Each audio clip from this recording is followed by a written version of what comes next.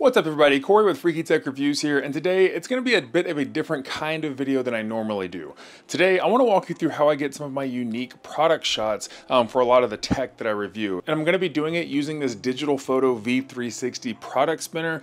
They did not send this out for me to review at all. I bought this with my own money. I've just gotten a ton of value out of this thing, and I just wanted to share it with you because I think it's so cool. So if you're considering doing any type of product videography or product reviews, it's definitely something that you might consider. Let's start out by talking about how it's different than a traditional turntable, and then I'll walk you through some of the specific use case scenarios that make it very unique with some of the lighting things that you can do with the products that you're filming. Now, this is a traditional turntable. This is what a lot of people use to have products spinning around on a platform while you have your camera pointed at that product, and it does a really good job of making sure that you get a full 360 view of that product.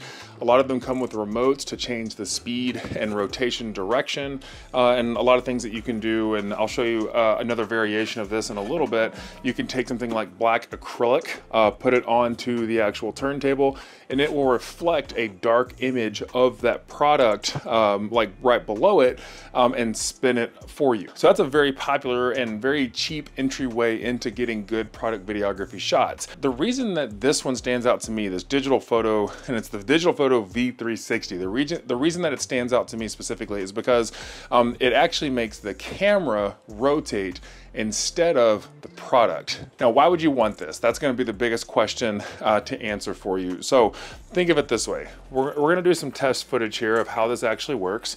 I've got this Duke controller that I reviewed recently. And what's different between a normal product turntable, like I just showed you, and something like this is the fact that when that product turntable is turning, it's just a static shot with a non-moving background. But what makes a shot like this very unique is when the camera is moving around the product, it's making the background move behind the product itself, giving it a little bit more of a dynamic feel and kind of a cooler looking shot in a lot of ways. Now, diving into as far as how this thing actually works, it has the camera on one end, as you can see right here. I'm using the Canon R8.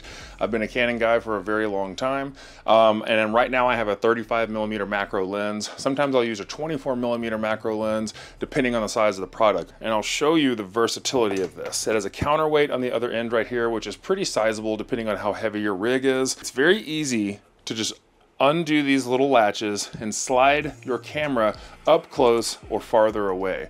And that's going to depend on not only the size of your product and what you're trying to get in your shot, but also you can get nice macro footage really up close. And that's why I like to use macro prime lenses, is because you can get really up close to those textures and actually showcase what that product might feel like whenever someone is holding it, which is a very key component, in my opinion, to product videography.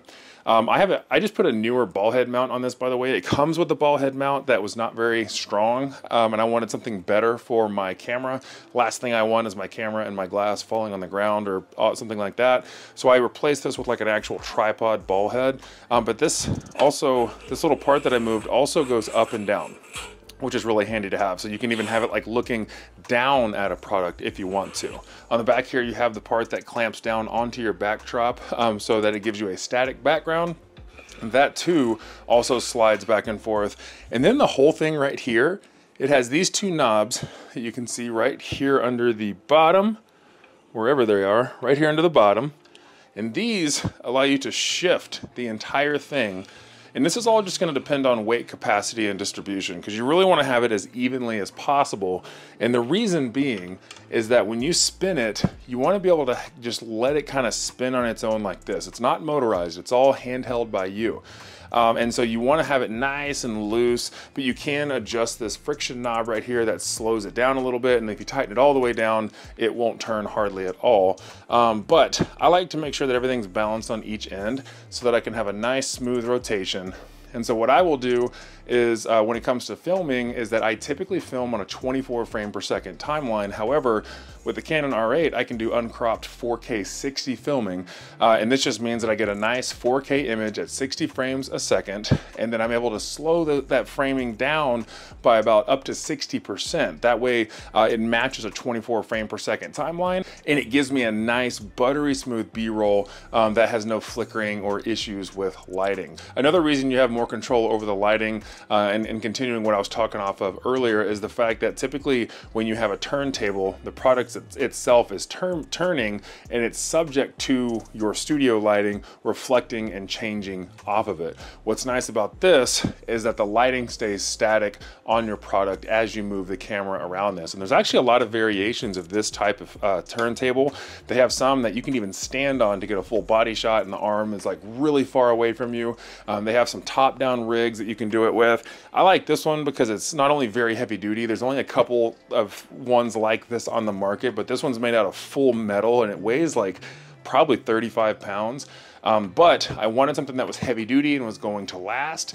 And also I like the form factor because I have a very small studio space. So being able to throw something up very quickly, then set it down off to the side and get it out of the way is very important to me. A lot of times you'll see me use all of the RGB in my background here as I'm turning around a product. And then also you'll notice that I have these lights right here. And so what I'll do is sometimes I'll use my channel colors, which are a mixture of pink and blue, or I'll use, like, let's say if I was gonna do this Xbox controller and do this Microsoft green, I might change them to a green color from the lights that bounce off of the product, and then I will spin that around. And what's different with this is that the light is moving around the product and making it look quite a bit different than it would if it was just sitting on a standalone turntable. So the light is moving with the camera, and so as you're highlighting different features, going across the joysticks, the buttons here, things like that, it's going to give it a much different effect than if this itself was just spinning. And the thing about something like the V360 is that's so cool is that it does come with a couple of different things. These arms with the lights, it did not come with. These are just like small rig or newer arms that I put a couple of these. I think they're these Ulanzi. These are also newer little mini tube lights. I put those on after the fact and clamped them to the rail. But this turntable does also come with a back right here. Screw this in like so with these little clamps. And then as you spin your product, can't see me right now, but as you spin your product, this looks like a static background behind it. So it still allows you to get this dynamic lighting that is moving across your product. However, the background is not moving. And a good use case scenario for this is, check this out. A second ago, I mentioned maybe you want to use a company's colors. So I'll show you an example of how you can do that with a board like this. So you can get these product videography or product photography backdrops like so, and you can get a pack of like $30 that comes with multi-sided backgrounds. And then you take a couple of these clips right here, and obviously we'll get the curl out of there in the final shot.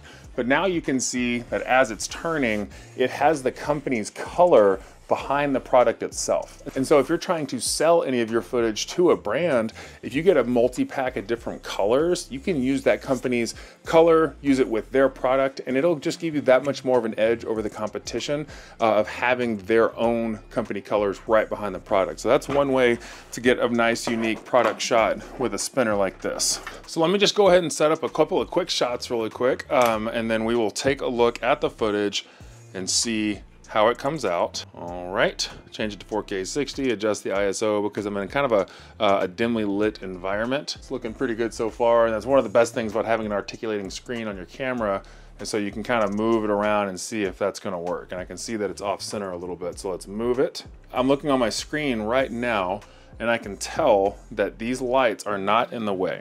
They're not in the shot because it is pretty close up on this actual product right here. And you want to make sure to get these adjustable arms with elbows and stuff. That way, if they are in the shot, you can just easily like maneuver them around and stuff like that. All right, so instead of my channel colors, I'm going to change this to a nice reflective green here. Okay, so now I have these that are nice and green. Might be a little bit too green bouncing off the sides of it. No, it's not too bad. White products are actually kind of hard to shoot because of how they reflect light. They're actually very, very bright. And then also, they don't absorb light very well, right? And what that means is that it's not going to bounce light back towards the camera lens and give you that nice green. So like right now you're seeing the green light probably on the controller. On the camera, it's not that obvious. You only catch glimpses of it, which can actually be a good thing because that means that you're just getting kind of a highlight of the colors. So Let's make sure that it's centered. Now here's the thing, I don't want this background behind me in the shot because it is pink and blue and has a bunch of things that don't match the aesthetics of the controller. So we're just gonna do a black background. I've got my shutter speed set to 1/125. I'd love to have it 1/120 because you want to have double the shutter speed from your actual frame rate, but on the R8 it doesn't do 120, so we're doing 1/125. And then you literally stand back and we move it around. And I like to move it at different speeds because I never know just quite how that slow-mo is gonna look whenever I'm editing. So we're just gonna move it nice and slow. We've got the green bouncing off the black background. It's also bouncing off the controller, which is Microsoft's colors, and it's gonna make that green stand look pretty good. Now, I did not do a good job of dusting this controller off, so you may see some dust particles, and that's something very important with your product videography shots that you wanna be mindful of, is make sure to use something like one of these little feather dusters here to clean everything up. But let's take a look at that footage and see how it comes out.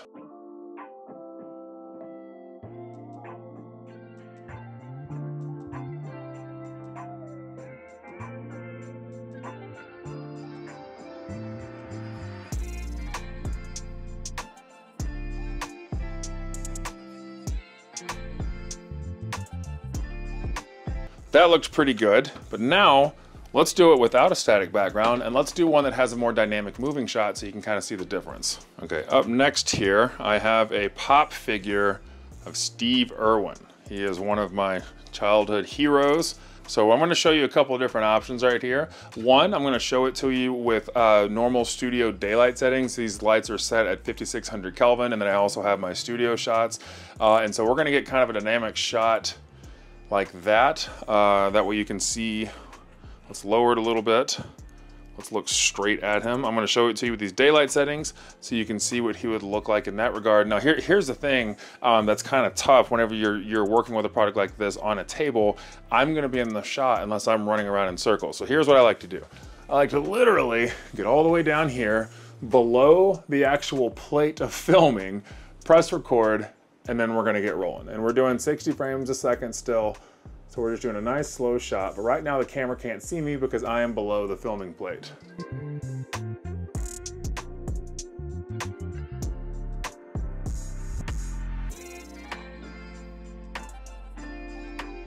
That's a good start. Now, I want to show you what it looks like when you add a reflective surface right below your product. With a reflective surface, and I just really like the way that this looks. Let's go ahead and get it started. I like using a black acrylic because it just gives you almost like this puddle effect. As you can see from that footage, it gives it a nice little reflection of the product itself. And then let me show you what it looks like whenever we use our channel colors to bounce off of the subject's face. Now here's a couple things you can also do to change up the lighting on your product.